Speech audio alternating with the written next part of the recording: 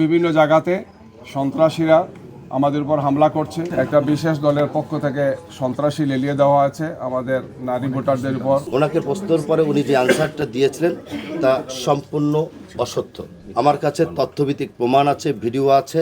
আমাদের দুইজন নেতাকর্মীকে তারা ওখানে প্রথমে প্রহার করে, তাদেরকে আহত করে, সেখানে তাদের ঠোঁট এবং হাত ভেঙে যায়। বিভিন্ন জায়গাতে সন্ত্রাসীরা আমাদের উপর হামলা করছে, আমাদের নেতাকর্মীদের উপর হামলা করছে, নাজেহাল করছে। গতকালকেও ঢাকা 15-তে এই ধরনের একটি ঘটনা ঘটেছে, আপনারা জানেন। আমরা নির্বাচন কমিশনকে, রিটার্নিং অফিসারকে এগুলো জানিয়েছি এবং আমরা আশা করব যে ভবিষ্যতে এই ধরনের কোনো কর্মকাণ্ড যাতে না ঘটে।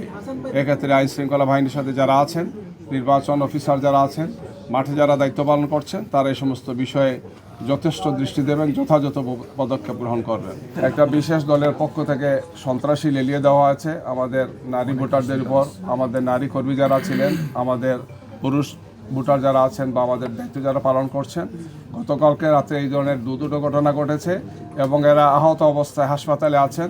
আমরা এই ব্যাপারে বক্তব্য দিয়েছি, আহতদেরকে দেখতে গিয়েছি এবং আমরা আশা করছি যে এই ঘটনা আর দ্বিতীয়বার যাতে এখানে না ঘটে। একটু আগে এখানে অনেকে বক্তব্য রেখেছেন, আপনারা প্রশ্ন করেছিলেন যে নির্বাচন আচরণবিধি লঙ্ঘন করে একটি বিশেষ দল তারা নারী কর্মীদেরকে বাসায় বাসায় পাঠিয়ে তারা প্রচার কাজ চলছে। তারা যিনি বক্তব্য রাখছিলেন, সম্মানের সাথে বলি, ওনাকে প্রশ্নের পরে উনি যে আনসারটা দিয়েছিলেন তা সম্পূর্ণ অসত্য। আমার কাছে তথ্যভিত্তিক প্রমাণ আছে, ভিডিও আছে। ভিডিওতে একটি জিনিস উল্লেখ আছে যে নারী কর্মী বাসায় গিয়ে ভোটার আইডি সংগ্রহ এবং বিকাশ নাম্বার চেয়েছিল।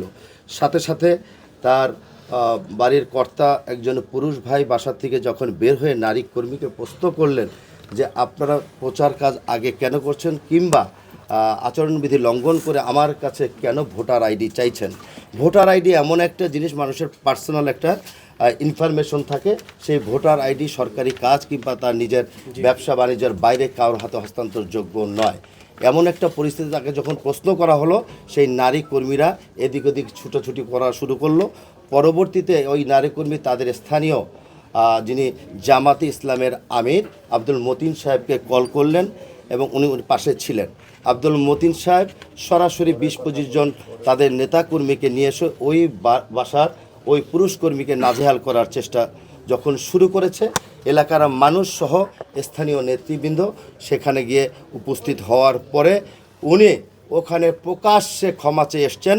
সেই ভিডিও ফুটেজ আমার কাছে আছে এবং আপনাদের কাছে অনেকের কাছেই থাকার কথা, যেহেতু কালকে রাত্রে আপনার সেই সংবাদগুলো আপনারা প্রচার করেছেন।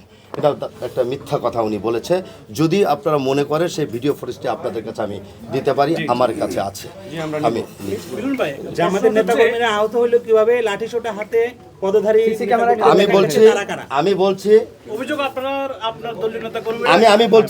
আমি যেই কথাটা বললাম নারী কর্মীরা, সেটি সকাল এটা হলো দুপুরের ঘটনা 12টার দিকে।